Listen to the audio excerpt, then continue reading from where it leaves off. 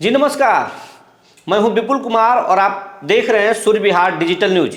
आज हमारा खास कार्यक्रम बात मुलाकात में खास शख्सियत हैं जिला कोऑपरेटिव के चेयरमैन संतोष कुमार सिंह। ये संतोष कुमार सिंह किसानों की बात उठाने के लिए सरकार से भी लड़ने में नहीं चूकते हैं।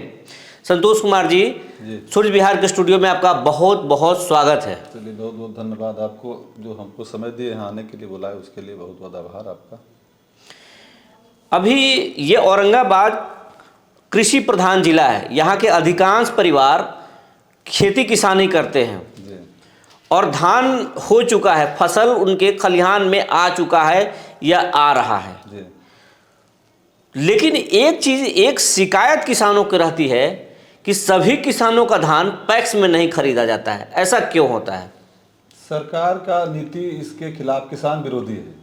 सबसे पहला तो है कि उसको मंथन करना चाहिए कि हमको कितना धान उत्पादन हुआ, उसके अनुसार खरीदारी होना चाहिए, न कि एक मोटा मोटी दे दिया जाता है। हम लोग के लगभग 9,60,000 उत्पादन हुआ है अपने ज़िले में और 2,80,000 हम लोग को खरीदारी का लक्ष्य दिया गया है। मोटा मोटी 28-30% हम लोग को पड़ता है, तो बाकी 70% किसान तो सफ़र करेंगे ही। अगर हम लोग 7% लेंगे भी तो, और उसमें भी बहुत समस्या है, जो कि पैसा हम लोग को 10% 20% करके उपलब्ध होता है। क्योंकि हमारा कोऑपरेटिव बैंक के अध्यक्ष के नाते हम अपना बैंक के भी बता दें कि यहाँ पर अपना पूंजी हम लोग के लगभग जो था कहीं न कहीं गबन हो चुका था या डूब चुका था। तो धीरे धीरे हम लोग लोन लेके स्टेट कोऑपरेटिव बैंक से पैसा मुहैया कराते हैं, तो उसको परसेंट मतलब 20% फिर 40% करके करते हैं। और सरकार का भी ऐसा निर्देश है कि एक ही बार आपको पूरा पैसा पैक्स को नहीं देना है, तो उसमें भी समय लगता है। और दूसरा बड़ा समस्या है CMR जमा करने में। सरकार का उत्तर बिहार में है 1 नवंबर से अधिप्राप्ति शुरू हुआ है और यहाँ दक्षिण बिहार में 15 नवंबर से अधिप्राप्ति शुरू हुआ है। मोटा मोटी 1.5 महीना हम लोग के भी बीत गया, लेकिन अभी तक चावल जमा करने का कोई मतलब सरकार से कोई निर्देश फरमान कोई आदेश नहीं प्राप्त हुआ है। उसके चलते भी हम लोग के पिछड़ रहा है। अगर हम लोग अभी 20% पर ही रुके हुए हैं, जब तक CMR जमा नहीं शुरू होना तब तक हम लोग 20% से ज़्यादा CC नहीं बढ़ा सकते हैं। वो जो स्टेट के मतलब निर्देश है उसमें यही समस्या है, जिसके चलते हम लोग 7% लक्ष्य भी नहीं पूरा कर पाते हैं और किसान का उसमें भला नहीं कर पाते। किसानों का ये भी आरोप होता है कि कुछ पैक्सों में पैक्स अध्यक्षों का भी मनमानी होता है, वो भी नहीं खरीदते हैं या फिर जात पात करने लगते हैं कि अपने लोगों को खरीदते हैं, पराये लोगों को नहीं खरीदते हैं। जब कमी होगा तो कमी में तो पैरवी चलता ही है।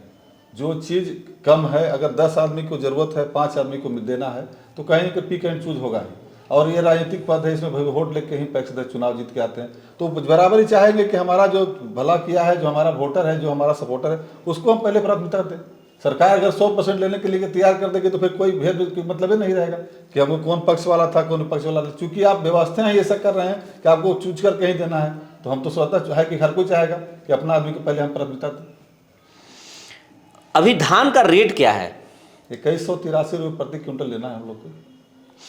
किसानों का आरोप होता है कि कुछ पैक्सों में कुछ कम दर दिया जाता है, कम पैसा दिया जाता है, हालांकि ऐसा सभी जगह नहीं होता है। देखिए, उसमें बहुत पारदर्शी है। किसान को खाता में पैसा जाता है, OTP जाता है, उसके जानकारी से होता है, वो उनके खाते में पैसा जाता है। तो अगर कोई गलती होता है तो किसान की मिली भगत से ही हो रहा होगा, और पैक्स को अपना नहीं है कि जो उनको अपने से नगद पैसा पेमेंट करना है। इस आरोप को तो हम नहीं मानते हैं। बाकी कहीं कमी होता है कि नमी उमी के चलते कुछ थोड़ा बहुत इधर उधर धान में होता है, 2-4 किलो कोई पैक्स देता है, तो अभी 25% 27% नमी है, तो उसको मजबूरी में लेना पड़ता है, न कि रेट में कोई कंसिडर नहीं करता। रफ़ीगंज के इलाके में भी धान हुई है जी, लेकिन उस इलाके के किसानों को अधिकांश पैक्स वाले नहीं खरीदते, ये आरोप है। कई किसानों से बात हुई है। तो व्यक्तिगत किसी पैक्स का आरोप होगा, लेकिन जो जितना उत्पादन हुआ है उसके अनुसार हर एक पैक्स को लक्ष्य दिया गया है अधिप्राप्ति का। 30% के लगभग सभी को खरीदना है। अगर उसके पैक्स में मोटा मोटी मान लीजिए कि 15,000 क्विंटल उत्पादन दिखाया गया होगा, तो 5,000 क्विंटल उसको खरीदना है। जो जिस किसान का अगर धान नहीं बिक रहा है तो वो क्या करे? उसके लिए जिला सहकारिता पदाधिकारी हैं, जिला आपूर्ति पदाधिकारी हैं, फिर जिला पदाधिकारी हैं, उनके क्या आवेदन दे। अगर सही में उनके धान होगा तो धान खरीदा जाएगा। हम जिला संज्ञान में भी दिया जा सकता है। जिला कोऑपरेटिव अध्यक्ष के पास क्या उनका हल नहीं है समस्या का? प्रशासनिक पावर हमारे पास नहीं है, हम उसको दंडित नहीं कर सकते हैं। इसलिए हम लोग राजनीतिक पद पर आए हैं, उसका आरोप को हमको दोनों को सुनना पड़ेगा, और उन लोग क्या सीधे उस पर एक्शन ले सकते हैं। उसके लिए अलग सहकारिता विभाग है, उसको अपना देखेगा। हम बैंक के हैं, बैंक से अगर कोई प्रॉब्लम होगा तो उसका हम देख सकते हैं, वहाँ हमको प्रशासनिक पावर है। जो कुछ पैक्स अध्यक्ष पे पैक्स में बड़े ओहदे पर रहे हैं पैक्स अध्यक्ष, उन पे आरोप रहा है कि वो धान खरीद के किसान को और उनका पैसा नहीं देते हैं। क्या ऐसा करना चाहिए? कोई नहीं बोलेगा कि ऐसा करना चाहिए। ऐसे कई पैक्स अध्यक्ष हैं जो किसानों के धान खरीद लिए लेकिन वो पैसा नहीं दिए। देखिए, किसान धीरे धीरे जागरूक हो रहे हैं। पहले हुआ होगा केस, अभी तो हमारे संज्ञान में, जब तक हम 5 साल से चेयरमैन है कोऑपरेटिव बैंक में, ऐसा नहीं आया है कि जो पैसा, हाँ उनका धान कहीं बनिया की दुकान में बेच दिए होंगे, पैक्स अध्यक्ष से आश्वासन लिए होंगे, कुछ अपना अंतर बात होगा। लेकिन अगर पैक्स में देंगे तो उसको सीधा खाता में 24 घंटा से 48 घंटा में हम लोग को पैसा भेजना ही भेजना है, तो उसमें तो बार्गेनिंग कोई सवाल नहीं है। अच्छा, एक चीज़ और बात ये सामने आ रही है कि कई किसानों ने बताया मुझे कि उनका ज़मीन है 15 एकड़, लेकिन उनका ज़मीन के ऑनलाइन करने में उनका गड़बड़ी हो गया, तो अब उनको गैर रियत बता करके उनसे कुछ ही धान खरीदा जा रहा है, उनका पूरा धान नहीं खरीदा जा रहा है। तो ये तो बड़ा समस्या आई। आप ये सबसे बढ़िया सवाल उठाए हैं। इस जितना आप सवाल किए उसमें सबसे बढ़िया सवाल है कि जो भी रैयत किसान हैं उनका शो नहीं करता है पोर्टल पर, जो उसका पोर्टल है किसान का, किसान विभाग का, उसमें नहीं शो करता है। उनको अगर जो 15 एकड़ है तो उसको 5 एकड़ के धान बेचना पड़ रहा है, इसलिए कि उनको रैयत की जगह पर गैर रैयत में बेचना पड़ रहा है, मतलब बटेदार बनना पड़ रहा है। अपने भूस्वामी होते हुए भी उनको बटेदार बनना पड़ रहा है। सरकार की विफलता के इसका परिचायक है। इसमें है कि सरकार आज 5 साल से कंप्यूटराइजेशन करा रही है जमीन का, लेकिन अभी भी उन लोग के 100% नहीं हुआ, अभी लगभग 75% बाकी है। और हुआ भी है तो गलत हुआ है, आपके जमीन के उनके नाम पर चढ़ा गया, उनके जमीन उनके नाम पर चढ़ा गया। और इसमें लोग, इस सबसे बड़ा मुद्दा किसान का है कि लोग भटक रहे हैं, सिर्फ धान बेचने के लिए नहीं, जमीन खरीदने बेचने में भी उसमें बहुत परेशानी हो रही है।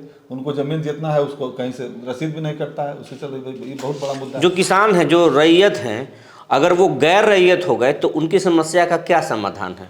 उनकी समस्या का समाधान किसी विभाग के पास है, उसके आपको भू राजस्व विभाग के पास है। कोऑपरेटिव में तो उसका समाधान कोई नहीं है। जो पैक्स में जो धान का दर है उससे कुछ ही कम दर मार्केट में है, ओपन बाजार में है, तो आपको नहीं लगता है कि सरकार ने जो दर तय किया है वो बहुत कम है?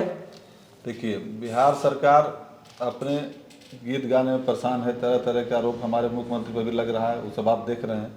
अभी जो स्थिति है, उन लोग अपना सरकार बचाने के लिए सिर्फ संघर्ष कर रहे हैं, न कि उन लोग को किसान की चिंता है। किसान की चिंता रहता तो बगल के आपको झारखंड में, छत्तीसगढ़ में, मध्य प्रदेश में, तीनों स्टेट में किसानों को बोनस दिया जा रहा है और 500-700 रुपये क्विंटल तक दिया जा रहा है। अब यहाँ नहीं दिया जा रहा, यही कारण है कि यहाँ का धान जो है से वहाँ पर निर्यात हो रहा है। अच्छा, पैक्सों का भी आरोप है, मतलब जो है कि पैक्स वाले धान खरीद लेते हैं और सरकारी अड़चन की वजह से बाद में वो डिफॉल्टर हो जाते हैं। उसका सबसे बड़ा कारण है कि बिहार सरकार एकाएक तुगलकी फरमान के तहत पूरा बिहार में उसना चावल लेने का प्रावधान कर दिया, और जबकि पूरा बिहार में 90% मिल जो था अरवा का था। अब एकाएक यहाँ पर जहाँ 100 मिल से अरवा चावल जमा होता था तो भी समय पर जमा नहीं होता था। अब 10 मिल में पिछले साल हम लोग को टैग करके पूरा जिला को पैक्स को उसी में लगा दिया गया कि आप 10 मिल से ही चावल जमा कीजिए, तो उसके चलते समय पर चावल जमा नहीं हुआ और उसके चलते पैक्स भी डिफॉल्टर हुआ। अलग से उसको ब्याज, हम लोग जो पैसा देते हैं उस पर ब्याज लगता है, तो उसको अनर्गल ब्याज लगा, उसके चलते पैक्स घाटा में चला गया। तो इसमें पैक्स बहुत सा, मतलब इस साल भी 12 पैक्स डिफॉल्टर हो गया है। या तो फिर जमीन बेच के अपना घर के पैसा जमा करें या डिफॉल्टर बने। अच्छा, कई पैक्स अध्यक्षों पर एफआईआर दर्ज हुई है, उनको जेल तक जाना पड़ा है, कहाँ चूक हो जाती है उनसे? देखिए, इक्का दुक्का तो व्यक्तिगत अगर कुछ नाजायज किए होंगे तो उसका हम नहीं बोल सकते हैं, लेकिन सबसे बड़ा यही है समस्या, समय पर उन लोग का चावल जमा नहीं हो पाता है, उसके चलते उन लोग परेशानी झेलते हैं और घाटा में जाता है, तो उसके लिए हम लोग केस करते हैं। मजबूरन हमारा पैसा है तो हम तो केस करेंगे। पैक्स जो गांधी जी ने जो सपना देखा था कि गांव, जब तक भारत की आत्मा जो है वो गांव में बसती है और गांव को सशक्त बनाने के लिए सहकारिता का जो समिति का गठन किया जाए, तो ये बहुत अच्छा था। लेकिन आपको नहीं लगता है कि जो पैक्स है उसका जो सपना है वो अब पूरा होता हुआ नहीं दिख रहा है? नहीं, ऐसा नहीं है। पैक्स हम 100% तो नहीं कर सकते हैं, लेकिन 90% पैक्स अपना कार्य जो है जिम्मेदारी पूर्वक कर रहे हैं। सरकार के किसान के प्रति जो योजना चल रही है जो बिहार में, सारी योजनाओं में हम लगता है कि 25% भी अगर ज़मीन पर उतर जाए तो औरंगाबाद मतलब बिहार का विकास हो जाए। लेकिन यहाँ है कि 1000 पेड़ अगर कहीं लगता है तो उसमें एक बार जाके जांच कर लीजिए, आप लोग भी घूम के देख सकते हैं कि उसमें अगर 1000 में अगर 10 पेड़ भी हो जाएगा तो हम औरंगाबाद छोड़ने के लिए तैयार हैं। तो जहाँ पर 90% 99% तक घपला हो रहा है, वहाँ पर हम लोग के क्या, हम लोग के तो संसाधन उपलब्ध कराएंगे तो हम लोग 100% काम करेंगे। बोलिए जो भी 10% कमी है सरकार की विफलता के चलते हम लोग विफलता उसमें नहीं, पैक्स अपना काम करता है क्योंकि उसको हर 5 साल के बाद रिन्यूअल कराने जाना है। आपके क्या हमको वोट मांगने जाना है तो हम कभी ऐसा नहीं आचरण करेंगे कि हम आपके दरवाजा पर जाएँ तो दोबारा हमको वोट नहीं मिले। पैक्स के ऐसा नहीं कि हमको नौकरी हो गया कि हमको 30 साल में रिटायर होना, हमको तो हर 5 साल के बाद आपके पास दरवाजा पर हाजिर लगाना है। तो हम गलत क्यों करेंगे? लेकिन गलत करवाया जाता है क्योंकि हमके पास व्यवस्था नहीं मिल रहा है, उस तरह का साधन नहीं है, तो हम लोग परेशानी में उसके चलते खामी हो जाता है। सरकार से आप क्या चाहेंगे अगर कि पैक्स, सरकार से आप कौन सी मांग करना चाहेंगे जिससे कि पैक्स बहुत अच्छा हो सके, किसानों को लाभ हो सके? क्या आप कहना चाहेंगे अपने कृषि सहकारिता मंत्री से और बिहार सरकार से? सबसे पहले कहें कि जो भी उत्पादन होता है उसका 100% खरीदारी हो ताकि इसमें कोई बार्गेनिंग ना हो और मारामारी नहीं हो। दूसरा है कि सही रेट मिले। अब और राज्य जो 500-700 रुपया बोनस दे रहे हैं तो यहाँ पर धान क्यों बेचेगा लोग? यहाँ तो मार्केट रेट और पैक्स रेट दोनों 10-15 दिन के अंदर बराबर होने वाला है, अभी भी 150 रुपया के अंतर है। तो उसमें उन लोग की परेशानी होता है। पैक्स भी अपना, किसान भी चाहता है कि हम झंझट दूर दरवाजा पर से अपना दूर कर दें, वो भी इतना लोड नहीं लेता है कि हम उसमें बोड़ा में भरेंगे और पैक्स से दुकान पर ले आएंगे, उसको गोदाम पर पहुँचाएंगे। उससे बचने के लिए अपना जेब बेच के बेचारा वारा निवारा कर लेता है।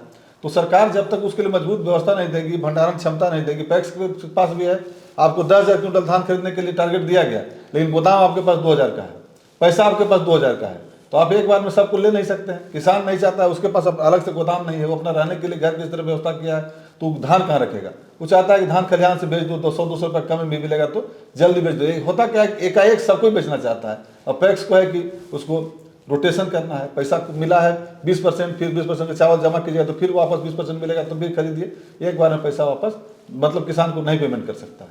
ये भी एक बहुत बड़ा समस्या है। मतलब सरकार इसको मजबूती से नहीं चलाना चाहता है, वो भी इसको सिर्फ यही करता है, फॉर्मेलिटी है कि हमको 10-20% जो भी खरीदारी हो गया, बाकी अपना किसान मरे अपना समझे, उसके कोई मतलब नहीं। बात करने के लिए बहुत बहुत धन्यवाद। आपको भी बहुत बहुत धन्यवाद।